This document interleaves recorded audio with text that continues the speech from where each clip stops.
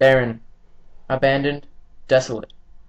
The Aral Sea is no longer what it was. Located in Central Asia, between Kazakhstan and Uzbekistan, this sea, once thriving with life, has been irreversibly transformed.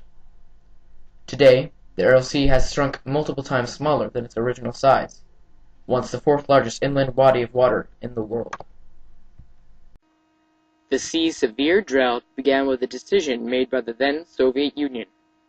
In fact, the destruction of the Aral Sea occurred as one large chain reaction, beginning with the Soviet Union's decision to dam the two rivers flowing into the sea, the Amu Darya and the Sir Darya, in order to become self-sufficient in cotton and increase rice production, both of which required the use of water.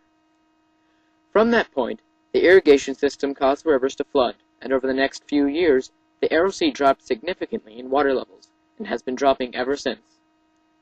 As a result, business in the region practically evaporated with the sea, including the fishing industry dying with the fish. In 1918, the Soviet government decided that the two rivers that fed the Aral Sea, Amu Darya in the south and Sir Darya in the northeast, would be diverted to irrigate the desert in order to attempt to grow rice, melons, cereals, and cotton, the white gold at the time. They were to take this cotton and make it into a major export. Following the construction of the irrigation canals began at a large scale, resulting in 3 poorly built canals, inevitably causing them to leak or evaporate quickly. At one point in the history of the Aral Sea region, business was booming. Although it seems hard to believe when compared to the sea's small area and desertous landscape, the Aral Sea was once 90% larger than it is today. At that period of time, the fishing industry was one of the most lucrative and successful businesses in the region. It provided steady income for families and created a stable economy. Fishing was perhaps the most important occupation in the region until the sea started to dissipate. Before the Soviets' decision to doom the Aral Sea, the fishing industry was a great money-making business. It provided a large source of income for the people of the area and produced enormous amounts of products for use. A town called Moynak was one of the largest fishing business towns around the Aral Sea. Before 1960, when the sea was abundant with fish, about 95 million pounds of fish were harvested annually. Also, the large business of fish canneries in Moynak produced about 20 million cans of seafood each year and supported about 35,000 workers. Unfortunately, with the Soviet Union's attempt at building a useful irrigation system in 1960, the sea's ecosystem began to collapse. A once freshwater sea became laden with salinity, approximately 100 gallons per liter, whereas the normal salt concentration of seawater is around 35 gallons per liter. The flora and fauna of the region began dying off, and soon, the Aral Sea became a wasteland filled with the ghostly remains of a thriving civilization.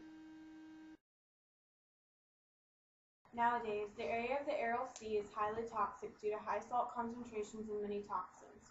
It is constantly under desertification and environmental stress. Actually, due to the horrible toxins inhabiting the region, the people of the area have 9 times the rate of throat cancer. The salinity of this water has killed off all life and irreversibly destroyed the fishing industry especially. If a solution is not made, this region will surely never thrive with life again. As Howard stated, the Aral Sea region is dissipating rapidly due to improper water use, high salt and toxin concentration, and environmental stress in general.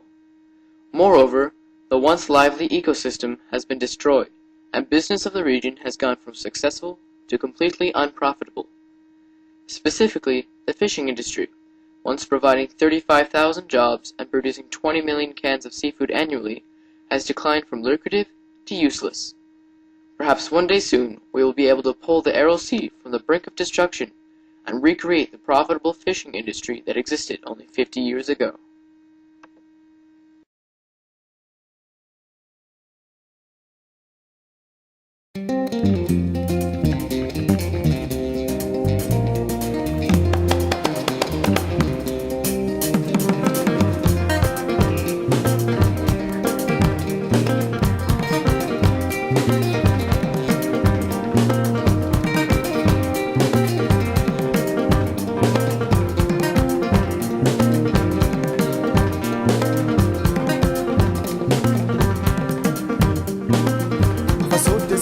sadeko pasuka nunyi horonya ye